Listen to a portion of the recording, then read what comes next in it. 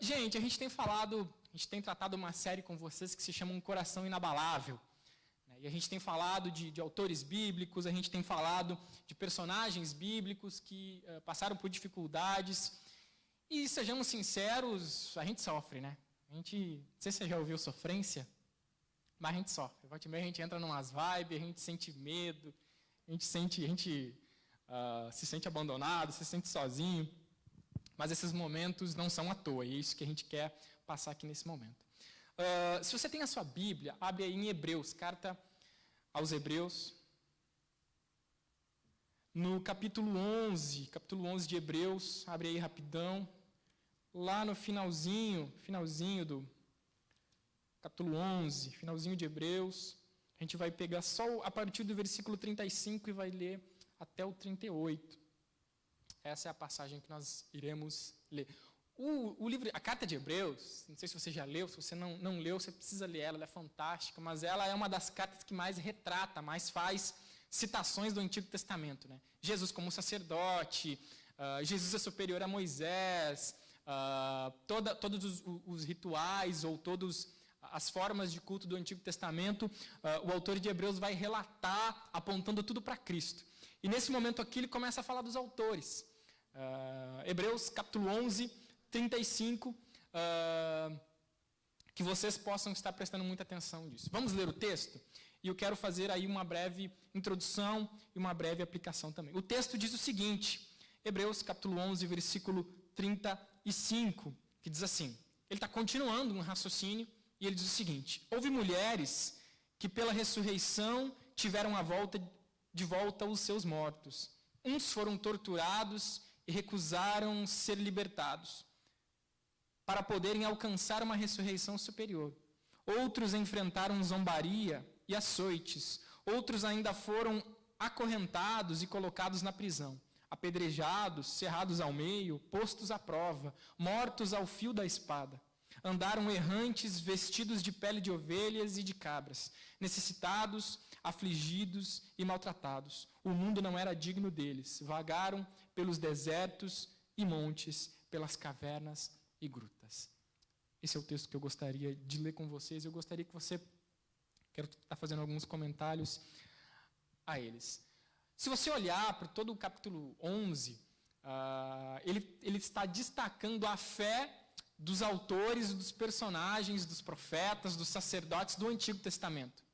E, cara, ele está citando Moisés, ele está citando Abraão, ele está citando Gideão, e ele está falando assim, pela fé Abraão fez isso, pela fé Moisés abriu o mar vermelho, pela fé Gideão fez isso, aquilo, outro, pela fé, e ele vai citando todos os outros.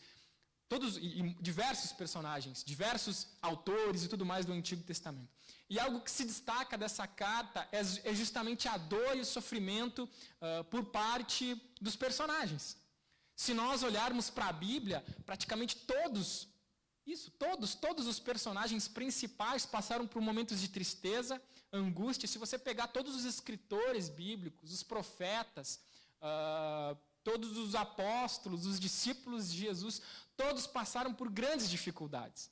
Então, o Evangelho também é dor, o Evangelho também é tristeza, o Evangelho também é angústia, também é decepção, também em alguns momentos, fisicamente falando, é se sentir sozinho. No entanto, como nós resistimos? No entanto, através da fé em Cristo que vencemos nossas batalhas mais difíceis. Um coração inabalável surge na profundidade do sofrimento. Como eu ia dizer aquela musiquinha que eu sempre cito para vocês. Somente uma fé que abalada foi, inabalável é. E ele continua dizendo, eu posso continuar dizendo, muitos passaram por diversas provações, mas ficaram firmes na fé, porque tinham certeza do que criam.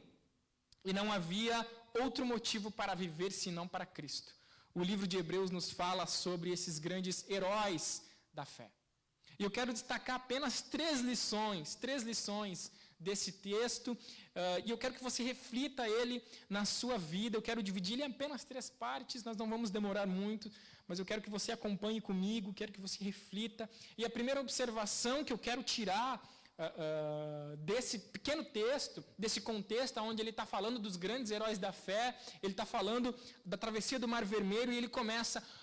Todos passaram por muitas dificuldades, e ele começa a citar, outros enfrentaram zombaria, açoites, outros foram acorrentados, colocados na prisão, apedrejados, cerrados ao meio, postos à prova, e nós passamos por um momento meio de teologia coaching, assim, né? Tipo assim, aquilo que a gente tem ouvido por aí é, você é capaz, você é forte, você é suficiente, Jesus ele vai te abençoar, entregue sua vida a Jesus e não passe por mais nenhuma dificuldade, né? Tome posse da sua bênção. Isso é que nós estamos ouvindo nos últimos dias. Se você está sofrendo, você tem pecado. Se você está sofrendo, você tem um encosto, você tem uma dificuldade. Isso não é verdade. Isso geralmente, eu só posso concluir que é uma teologia de alguém que nunca leu a Bíblia. Porque se nós olharmos para Moisés e colocarmos Moisés no nosso lado, tipo assim, ele arrebenta nós em termos de tamanho. Se nós colocarmos os discípulos, o apóstolo Paulo, ao nosso lado, nós seríamos mais que insignificantes diante de tudo aquilo que ele fez. Será que, então, ele estava vivendo em pecado? Não, isso não quer dizer nada. O que eu quero destacar é que, diante do sofrimento, da tristeza, da perca, da dor, da angústia, eles foram testemunhas. Testemunhas de Cristo Jesus. Eles testemunharam. E eles não abandonaram a fé deles por causa de dificuldades ou por causa de tristeza. O que eu quero que você entenda é que você deve colocar o teu nome aqui no meio. Da mesma forma que ele está falando, pela fé, Abraão saiu da onde ele estava, foi para outra terra. Pela fé ele foi pai de grande multidão. Pela fé Moisés foi e atravessou o Mar Vermelho. Pela fé Noé construiu a arca e livrou os animais e a sua família da destruição. E pela fé você venceu também vencerá as suas dificuldades. Não por orgulho próprio ou porque você é bom, mas pela fé, nós podemos ser testemunhas. Por isso, a primeira coisa que eu quero destacar é: faça parte dessa multidão de testemunhas. Faça parte dessa lista de heróis da fé. Coloque o seu nome aqui no meio, de tal forma que você possa dizer, não por orgulho, mas eu faço parte, eu continuo essa história. O nosso nome não vai ser mais canônico, ou seja, não vai estar mais na Bíblia, mas nós estamos continuando essa lista. Se a Bíblia fosse e estivesse continuando a ser escrita, provavelmente nós estaríamos colocando o nome dos mártires que foram queimados na fogueira, nós estaríamos colocando o nome de grandes teólogos, nós estaríamos colocando o nome de jovens que estão vencendo o pecado e que estão sendo luz no mundo na faculdade, nós estaríamos colocando o nome, talvez o seu nome, de tal forma que você estivesse sendo luz lá onde você está. Nosso nome não estará mais na Bíblia, mas o nosso nome estará escrito nas palmas da mão de Cristo, nas palmas das mãos de Deus. Nosso nome já está escrito o nosso nome já está escrito no livro da vida. Nosso nome já está lá. Vivamos de acordo com esse nome escrito. Vivamos de acordo com essa fé. Vivamos de acordo com esse Cristo que morreu por nós. Por isso, na Bíblia, muitos recebiam a promessa de Deus, mas passaram por muitas dificuldades até alcançá-las. Moisés, Noé, Davi, etc, etc, etc. Veja bem, eles receberam uma promessa. Deus apareceu para Moisés e disse assim, você vai tirar o meu povo aqui do Egito. E foi simples, né? Ele foi lá, galera, vamos lá, Deus está mandando eu sair, beleza, vamos lá. Tuts, vamos embora. Não, cara, ele sofreu para tirar aquele povo. Ele teve que passar por 10 pragas até que o povo fosse liberto. O faraó o perseguiu. Provavelmente ele estava com medo, provavelmente ele estava ansioso, provavelmente ele fala, caramba, a gente está no meio desse deserto, está todo mundo reclamando, não tem água para beber, não tem nada para comer, não tem, nossa, esse calor escaldante de dia e esse frio congelador à noite, o que eu vou fazer? Não foi simples. E o que a gente quer? A gente quer ouvir as promessas de Deus e beleza, né? Está prometido, está em casa, a gente quer sair na boa, nós não queremos sofrer, nós não queremos passar por dificuldades, a gente quer uma mão com açúcar. E nós reclamamos com Deus quando as coisas não são fáceis para nós, né? Nós reclamamos, nós o xingamos, Deus não está comigo, Deus me abandonou, Deus não me ama. Deus não está conosco. Ele não ama a minha família. Uma coisa que eu fico imaginando muitas vezes é o dia que nós chegarmos lá no céu. E aí, eu fico imaginando na minha cabeça assim, Paulo, todo arrebentado ainda, pedrada na cara, sangrando. Aí está Moisés assim com a pele, sabe, desgastada do tempo que ele passou no deserto. Aí eu olho para Pedro, todo arrebentado, foi crucificado de cabeça para baixo, né? Aí está lá Davi, todo ensanguentado das batalhas. Aí chega eu, de boa assim. Aí está todo mundo falando, não, né? O Senhor nos livrou de grandes coisas, nós derrotamos gigantes, passamos por dificuldades, mas nós permanecemos firmes. Aí, e você, Gia, o que aconteceu, né? Minha mãe era chata pra caramba. Meu amigo não devolveu o meu esquema lá. Meu parente, meu pai era chato, não gostava muito do meu pai. Eu fico imaginando a cara deles olhando para mim assim, tipo, tudo arrebentando, assim, tudo arrebentado. Qual é o seu... eu queria me formar em direito ou medicina, mas não deu. E eu saí da igreja, né, porque Deus não gosta de mim. Eu queria casar, mas Deus não me deu um marido, uma esposa. Eu fico olhando a cara deles assim, tipo, olhando para mim, tipo, descendo sangue assim. Cara, é essa a visão que eu tenho. Comparado ao que nós merecemos, nós temos muito mais. Se uma certeza você pode ter na sua vida, você está melhor do que você merece, porque eu estou melhor do que eu mereço. Muito melhor. Se eu estivesse acabado, se eu estivesse na cama, numa UTI, eu já teria mais do que eu mereço, porque eu estaria pelo menos vivo. E nem vivo eu mereço estar. É pela graça. Eles vagaram pelo deserto, foram vendidos como escravos, acusados falsamente, maltratados e por aí vai. Eles resistiram porque seus olhos estavam no seu Deus, na promessa e não na dor. Como eu já dizia, essa semana nós falamos um pouco sobre Martin Luther King. Ele diz no seu mais famoso discurso, I have a dream, ele continue a trabalhar com a fé que o sofrimento imerecido é redentor. O sofrimento imerecido é redentor. Segundo ponto, cuidado com a cegueira espiritual. Cuidado com a cegueira espiritual. Nós temos um grande costume de nos cegar por um momento. E nós passamos a olhar somente, ou a não enxergar, né? Passamos a enxergar aquilo que é ruim e nos cegamos para tudo aquilo que nos cerca. Nós andamos como talvez aquele cavalo que tem o tapa-olho aqui, e ele vai numa direção, ele não consegue observar o que está ao seu redor. Cegueira espiritual. Não devemos esperar que nossa vida esteja repleta de bênçãos ou somente provações. Por isso Deus permite a chuva, mas também permite o raiar do sol.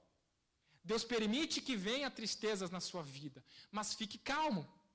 O sol, ou a paz, o choro dura uma noite e a alegria vem pela manhã. Ele vai permitir que tristeza alcance a sua casa. Você vai ficar triste, você vai ficar deprimido, mas calma. O sol já está nascendo. A luz é logo ali. Vai vir momentos de tristeza, momentos de angústia, mas não é só chuva, o sol vai raiar. O sol... Tem uma musiquinha que ela nem é gospel, né? Mas diz assim, mas é claro que o sol vai voltar.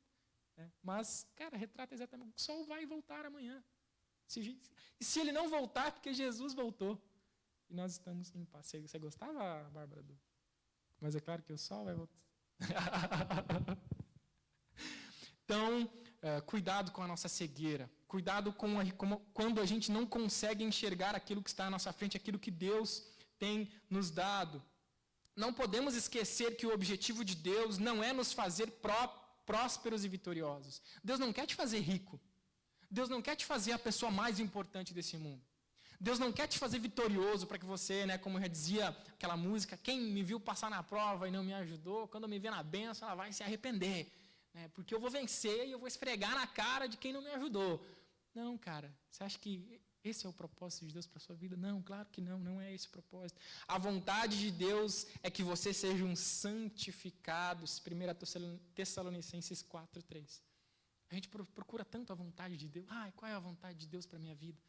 Aí o que Ele quer para a minha vida? A Bíblia já nos diz. A vontade de Deus é que vocês sejam santificados. Purifique, busque a Deus, se coloque diante dEle, leia a sua palavra, busque-o em oração, mesmo que quando você se sinta, ou mesmo que você venha a se sentir sozinho, Deus está ali, mesmo quando você acha que Ele não está, mesmo quando você acha que Ele está ausente, mesmo quando você não sente a presença dEle, como dizemos por aí, Ele está, não ali, mas em você, Ele habita o templo do Espírito que é você. Deus está muito mais preocupado com o nosso caráter do que com o nosso conforto. Por isso, se Ele precisar tirar alguma coisa de você para que você se aproxime dEle, Ele vai tirar. Se Ele achar que algo está atrapalhando a sua caminhada, você vai perder. Por isso, não negocie com Deus. Não negocie. Se você entregou sua vida com Ele, para Ele, lembre-se de que Ele está mais preocupado com o seu caráter, com a forma que você trata as pessoas, com a forma que você ama as pessoas, com a forma que você lida com seus pais. Deus está muito mais preparado com a forma que você lida com a sua mãe, que você lida com os seus colegas. Deus está muito mais preocupado com aquilo que você faz enquanto obras. Ele quer o seu coração. Ele não quer simplesmente o seu sucesso. Ele está mais preocupado com o seu coração, com o seu caráter, do que com o nosso sucesso ou com o nosso conforto. É por isso que muitas vezes Deus puxa o nosso tapete dizendo: acorda, lembra quem você é. Lembra, não se esqueça que você é pó. Não se coloque superior a alguém, porque você vai cair e você vai passar vergonha. Por isso, Deus quer tratar o seu coração. E esse tratar de Deus, Ele tirar da nossa zona de conforto é dolorido, é incômodo. A gente não quer sair da zona do conforto, a gente quer ficar na boa. E Deus nos tira dessa zona de conforto. Por isso, não blasfeme contra Deus, porque o seu plano é nos aperfeiçoar e não nos mimar. Por essa razão, Ele permite que venhamos a passar por todo tipo de circunstâncias que venham a elevar o nosso caráter. Deus quer tratar o seu caráter. Deus quer cuidar das suas feridas. Deus quer cuidar da sua vida. Mas para que nossas feridas venham a ser cicatrizadas, às vezes ela precisa ser descoberta. Não sei se você já ouviu isso. Lembra quando você se machucou? E aí, cara, não enfaixa, porque vai grudar o pano, vai virar uma lambança. Né? E a pessoa vem e tira aquele curativo para que ele fique à amostra, para que ele possa cicatrizar. Existem momentos em nossa vida em que Deus vem e Ele tira aquilo que está sobre a nossa ferida. E ela vai aparecer, mas é ali que ela vai ser tratada, é ali que ela vai ser curada. Então, Deus quer cuidar do seu caráter, quer cuidar da sua vida. Cuidado com a cegueira de achar que Deus não está com você só porque você está triste. A gente tem essas bad, né? A gente entra eu já entrei em várias. Você acha assim, ninguém me quer, ninguém me ama. Se eu morrer, não vai fazer diferença mesmo, né? Não faz diferença nenhuma. A gente entra, né? Eu já entrei, várias. Por isso, não ache que Deus te abandonou. Não ache que sua vida é uma droga. Porque você está triste. Porque você perdeu algo. Aí a gente tem um costume de resumir a nossa vida a esse momento. A gente resume, se você é feliz, agora eu estou feliz, então eu sou feliz. Você é feliz, agora eu estou triste, então não. Então eu não sou. Não resuma a sua vida a um momento. Não resuma tudo aquilo que você já passou, tudo que você tem, tudo que você vai ter ao agora. Se você perdeu algo, você não vai morrer, fica calmo, fica tranquilo. Você tem mais pelo menos 50 anos de vida pela frente. E tem muita gente que se desespera, achando que acabou, perdeu a fortuna, perdeu o emprego, perdeu o ônibus, já está, calma, fica tranquilo aí, Deus vai cuidar de você. Deus diz em Mateus 28:20, eis que estarei com vocês até a consumação dos séculos, até acabar, até isso aqui virar pó, até cair meteoro, até vir coronavírus, até vir tornado, até 2012, né? Até acontecer 2012, está tranquilo. Ele está com você. Ele está convosco. E diz, eis que estou convosco até o fim, até a consumação dos séculos. Por isso você não precisa desacreditar. Ele já disse, ele já falou, está escrito. A Bíblia diz, a palavra de Deus diz, eu estarei com vocês. Eu estarei com vocês, apenas creia, apenas confie. Por último, né? Cuidado com a cegueira espiritual, faça parte dessa nuvem de testemunha, dessa lista. E por último, Deus está lapidando o seu coração. Ele está tratando cada detalhe, Ele está tirando as manchas, Ele está polindo esse coração, Ele está tirando as peças, Ele está limpando as peças, Ele está fazendo e está tendo todo o cuidado com isso, mas isso vai doer. Isso vai doer. Você vai sentir dor, você vai sentir tristeza, e vai se perguntar, por quê, Senhor? Por quê? Por quê isso? Eu costumo usar como exemplo aquele pai que segura a criança para não atravessar a rua. Está vindo o carro e a pequena criança vai atravessar a rua e o pai vem e agarra aquela criança e a criança esperneia, grita, chora. Na cabeça daquela criança, meu pai me odeia, ele não me deixa livre, ele não deixa eu fazer o que eu quero atravessar essa rua e meu pai me odeia. E o pai está desesperado porque o carro vai matar a criança e a criança não consegue ver, ela está cega ainda. Muitas vezes nós somos tão imaturos quanto essa criança. Por isso, Deus quer trabalhar, Deus quer que você amadureça. Por isso, a Bíblia não é um livro de autoajuda, ela é a palavra de Deus. Ela não é um livro de autoajuda, de que você precisa aumentar o seu nível, o seu mindset. Não. Ela diz que você tem que crer. Ela diz que você tem que entregar. Ela diz que você não é capaz, mas que Ele é capaz. Ela diz que você não consegue, mas Ele conseguiu por nós. Ela diz que está de graça. Só venha, apenas confie, apenas se jogue, apenas creia, apenas creia. O sofrimento na vida do cristão faz parte desse processo precioso. Por isso você sentirá.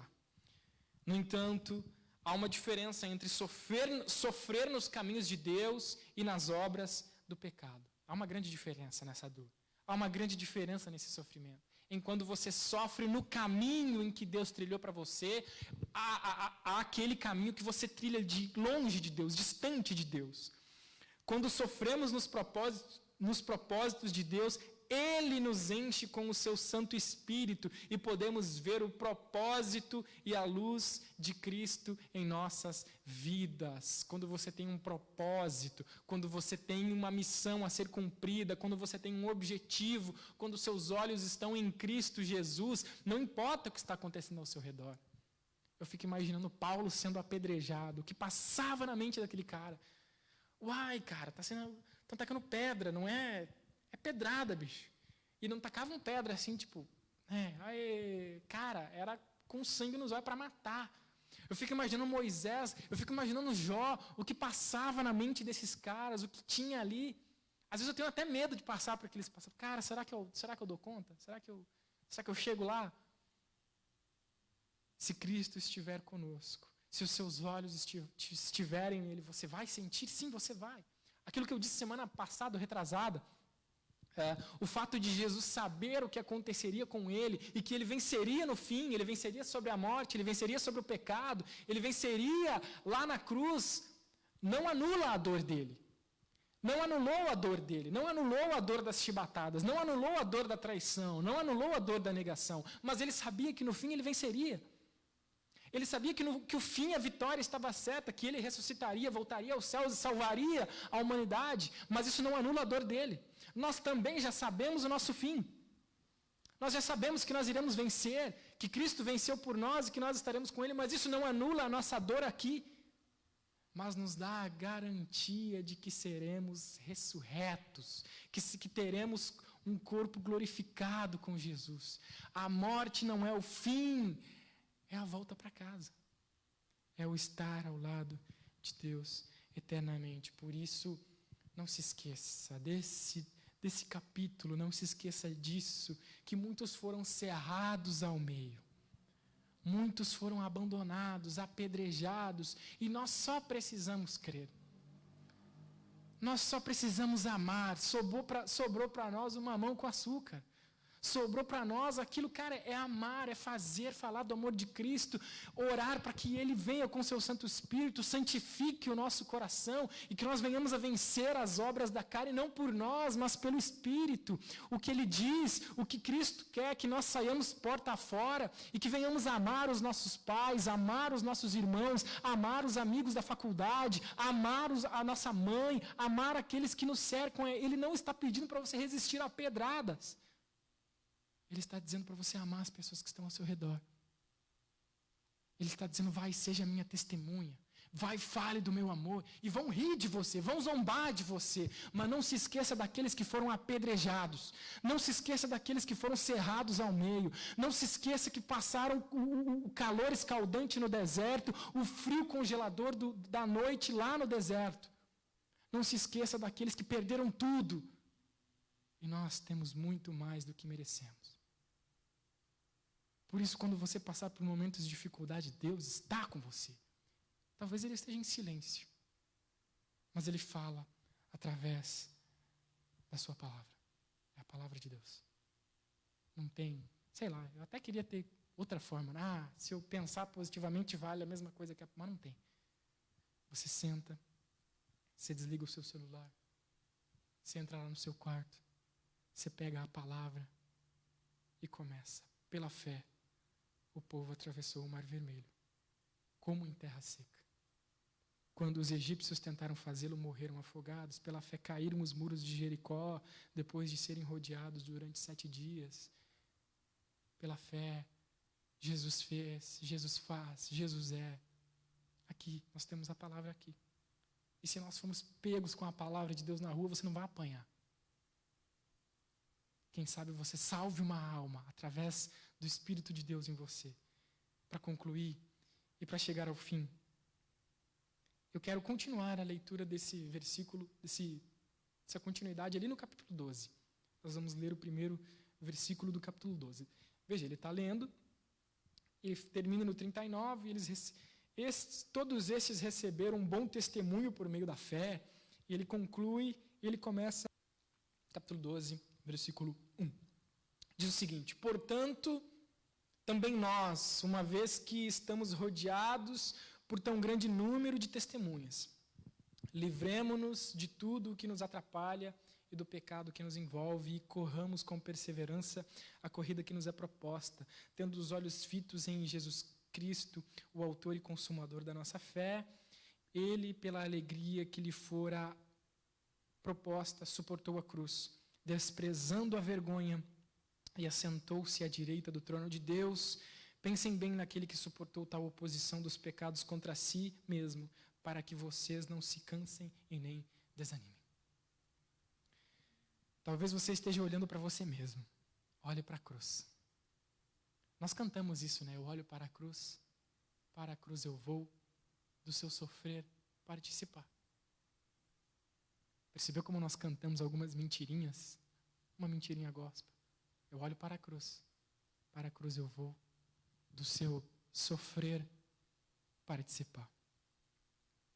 Por isso, reflita nisso. Que venhamos a entender que somos servos de Deus e que enquanto estivermos aqui, venhamos a ser luz na escuridão, não parte dela. Que venhamos a ser luz na escuridão, não parte da escuridão. Quero orar com vocês e quero encerrar esse momento.